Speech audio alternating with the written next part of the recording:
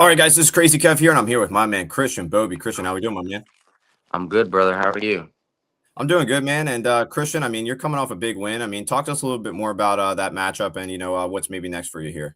Yeah, so I fought Cornelius Aredenang. It was last weekend now. Tough opponent. He was 4-0, undefeated coming out of Cage Warriors. If you don't know, that's like the best show in Europe. Guys like Conor McGregor, Ilya Taporia, Ian Gary, like the list goes on of fighters that came out of Cage Warriors. So it was no easy task. Well, I made it look easy, but it was not an easy task, that's for sure. But yeah, I'm super happy with the performance. We followed the game plan to a T, and it went exactly how we hoped it was gonna go. I was ready for a bit tougher of a fight. I really thought it was gonna be a battle. Cornelius he's good, man. He's got three finishes out of his four fights. He was like a top prospect coming out of his country. So I was prepared for a really tough fight, but thank God I got it done in the first round. Yeah, no, you definitely did, and you definitely made it look easy for sure. And now, when it comes to like fighting a guy like your last opponent, I mean, he was obviously from like Indonesia and everything like that. I mean, talk us a little bit more about how that matchup kind of came about and what that was kind of like, to fight someone from Indonesia as well. Yeah, I mean, I don't really have much say in who I fight. Arias from CFFC kind of just sends my team the opponents, and we say yes or we say no, and I usually say yes. But when they sent that one, we did a little bit of research on him, and like I said, he was tough, but it seemed like the level of competition that he was fighting was not really on the level of the guys that I've been fighting and the guys that are fighting in CFFC and everything like that. So yeah, when they sent it to us, we like did a little bit of research on him. I saw that the competition wasn't really on my level, and we liked the matchup, so we took it. Yeah, no, I definitely think that was a good matchup. I definitely think that was a good move. And now, with that being said, I mean, you took out an undefeated fighter. I mean, what does that kind of mean to you to take his O away and get another big win for your record as well? Yeah, that was the first time I've ever fought. Oh, actually, no, I took out an undefeated guy as an amateur, but as a pro, that was it was a big deal for me because, like I said, coming out of Indonesia, he was like a big star. It's like him, Bilal Hassan is a really big name. Like, there's a couple guys from just a couple guys that Indonesia's really backing, and he was one of them. Uh, so yeah, it felt good. It looked really good on my resume. You know what I mean? Taking out a 4-0 guy.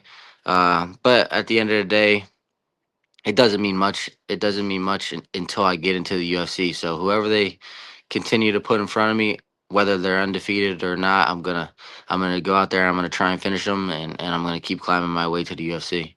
Yeah, no, I definitely think that's a good mindset, and I definitely I appreciate watching your fights. And now, with that being said, man, I mean, you obviously are coming off a big win. It's December now. I mean, when do you maybe think you'd want to be back in the cage? Do you think February Yeah. 6th is too soon, or talk to us a little bit Yeah, more about? February is a little too soon because I came down to Florida with my girl and her family for the holidays.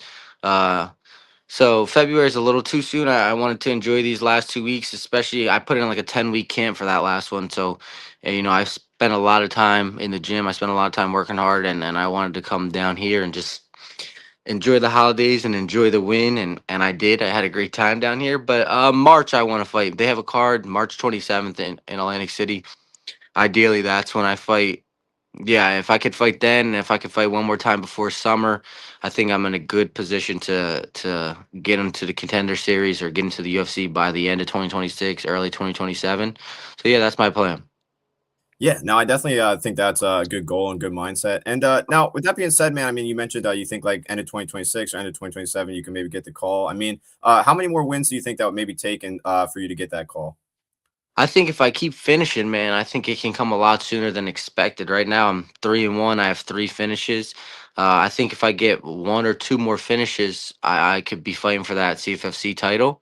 Hopefully, Kafaro goes up, gets called up to the UFC because he's a good friend of mine. I did most of this camp with him, so I'm not going to fight him, obviously, but I'm hoping he gets called up, and then if I get a big win in March. Maybe I get the title shot. If not, I'll fight again early summer. That'll put me at 5-1, hopefully five finishes, and then I'll get that CFFC belt. And I think once I get that belt, I think it's a guarantee that I'm gonna get in. So hopefully one, two more, maybe three. You know what I mean? As long as I'm finishing, that's what the UFC wants to see. So if I'm 5-1, 6-1 with 5, 6 finishes, I think that's the recipe. Yeah, man. No, I definitely think that's a good recipe for sure. And now, when it comes to your upcoming fight in March that you're potentially looking at, I mean, is there any guys that you're maybe looking at to potentially fight, or it doesn't really matter to you? No, whoever they send me, yeah, whoever area sends me, I'll be ready to fight. I don't. I would like to fight guys with different styles. I would like to fight guys like Cornelius was an Indonesian guy. He had his own unique style. I would like to go out there and fight somebody that is going to test me in a different way. Somebody from a different, just somebody different. Somebody they can bring him in from wherever. You know what I mean? I don't care too much about who he is or how he fights, but I would like to just keep testing all the different styles of martial arts and keep testing myself. You know what I mean? Yeah, no, I definitely think that's important. And now last night was CFFC BJJ, and Yeah. kind of been like adapting the rules to like UFC BJJ. I mean, obviously, MMA is your main priority, but like in the future, do you think potentially you maybe want to try to get on UFC BJJ in the future as well? Yeah, yeah, I think that would be cool.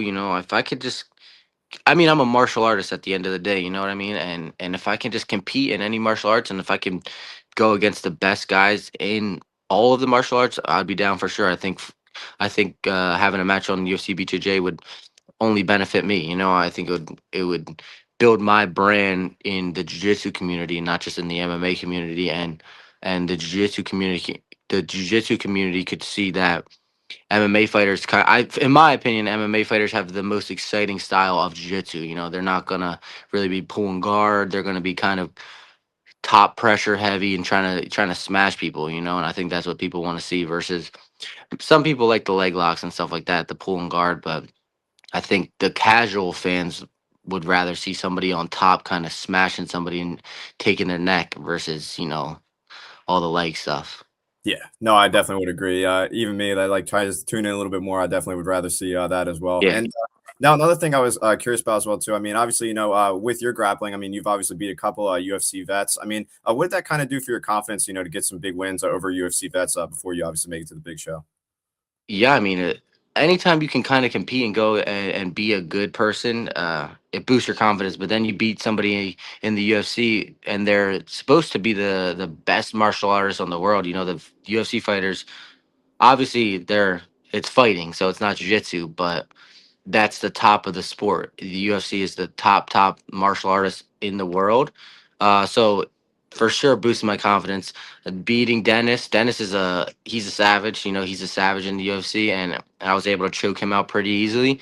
And he trains with guys like Aljo and Marab and all them guys. So that just showed that my jiu-jitsu is super high level. Yeah, no, absolutely, and I definitely think that was a huge win for you as well. And now, getting back into your training camp, I mean, you mentioned training a little bit with Ryan Kafara. I mean, talk us a little bit more about some of your other training partners you might have had for this upcoming camp and how they kind of helped you be the best version of you.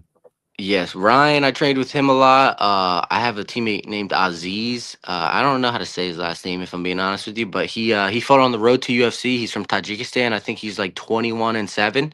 He's a 155 pounder. But he's world class, man. I did a lot of my rounds with him and Kafaro and Aziz. In my opinion, should be in the UFC 100%. I don't know if you know who he is. Uh, him, Nodir, who's a CFFC fighter. I did a lot of my training with him. Jeremiah Delgado, obviously. I mean, the local community knows who that guy is. He is a freak of nature. He's like 20 years old, and he's probably one of the top three best guys in the room. Sabatini, I'm always training with him.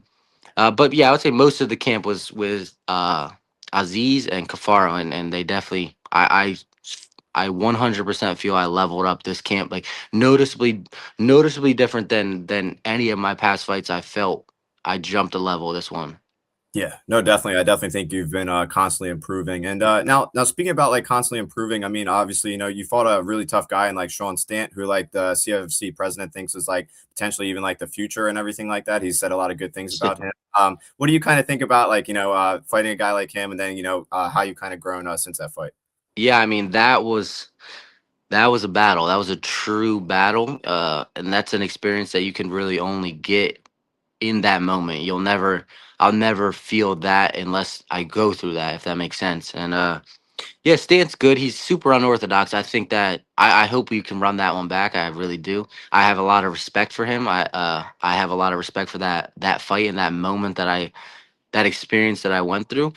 But I do think that I'm a all around better fighter than him. I think he beats me 9 times, or I think I beat him 9 times out of 10, and I think he got that one.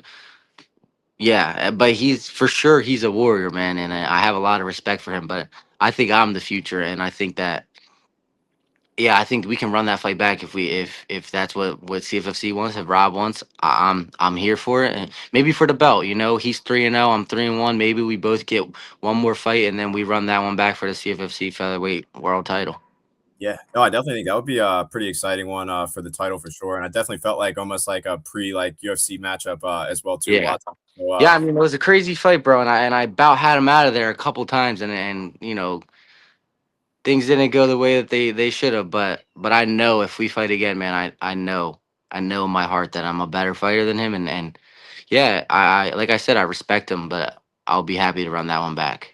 yeah, no, I definitely think that would be a great one, and I'd love to see a rematch for sure. And now another thing I was curious about as well too. I mean, obviously, you're a beast and whatnot in the cage, but I mean, what do you kind of like to do outside the cage when you're not in here training and fighting? Outside the cage, you know, it's tough right now up in the Northeast because it's damn cold. But I like to do everything outdoors. I like to fish. I like to hike. I like to be at the beach. Anything outdoors like that. Right now, it's cold as hell up here, so that's why I came down to Florida. I've been at the beach every day down here, but just stuff like that. I like to play Call of Duty and stuff like that with Piper. But he's a little psychotic when it comes to that, so I try not to play too much. But yeah, mostly I would say just outdoor stuff, man. I love to be out in the sun. I love to hike. I like to take my dog on hikes. Fishing's one of my favorite things to do. I've been getting into hunting a little bit with Cade. I think you know Cade. He's been kind of teaching me the ropes of hunting. So anything like that. Yeah, no, that's pretty interesting for sure. And now I always find it interesting. There's a lot of fighters that like to say they enjoy fishing a lot. I mean, what exactly do you enjoy about fishing that makes it exciting for you? Fishing, so it's kind of funny. Me and Sabatini talked about this one time. Fishing is like the complete opposite end of the spectrum as fighting. Fighting is like so intense. It's like probably the most intense crazy thing that you can do, and fishing is like this super boring uh patient thing that you have to do. So I think that like the two ends of the spectrum kind of like come together, and I think that's why a lot of fighters like it. But it's also something that's like kind of primal, you know, like 500 years ago or 1,000 years ago, people had to fish and they had to hunt to feed their family, you know. And if you caught a fish, it was like this amazing thing that your family was going to have food for the night. You're going to be able to feed your wife and kids. So I think everybody has that kind of inside of them, and some people some people harness it, and some people like to go out there and fish, you know. And it's just like it just kind of puts you in the moment. You got to be present, you know. You're not going to really be sitting on Instagram or your phone while you're out there fishing. You're going to be out there fishing, you know, in the sun, in your brain, thinking and trying to catch a fish. Yeah. No, that's definitely interesting. And like I said, there's a lot of fighters that definitely bring that up. And now another thing I wanted to ask you about as well too. I mean, you mentioned like gaming with Joe Piper, and Joe Yeah. Piper's obviously got some pretty funny Instagram stories. You never know what to expect with that guy. I mean, you mentioned he's psychotic. I mean, you got any funny memories of that guy playing with him? Probably stuff that I don't think I could say on the street on this video here, but I've got too many of those. That guy is he's a character for sure. He's one of my best friends. I love him, but he he's an interesting guy. Yeah, no, he's definitely an interesting guy. You never know what to expect with his Instagram stories. And yeah, no, Joe Piper's the man. And yeah, man, it's definitely been awesome talking to you, Christian. I appreciate you taking the time. What's maybe your final message out there to the fans watching this video? Hey man, if you don't, I mean, you got a good platform, so let's team up here. You know, your guys follow me, my guys can follow you, and we can build this community. You're doing a good thing for MMA, and you're doing a good thing with the journalism. And yeah, if you guys don't know me, you know, check my fights out. I think I put on a good performance every time I go out there, and I'm pretty certain that I'm going to be in the UFC, and I'm going to be a big name in the UFC. So if you don't know me, check me out. Yes, sir. No, I definitely have a lot of high hopes for you. I definitely think Thank you, you're a bro. UFC bound for sure, and I appreciate the kind words. And I definitely, I'm glad to have you on the show. And thank you again for taking the time on, man. Yeah, thank you, bro. I appreciate it.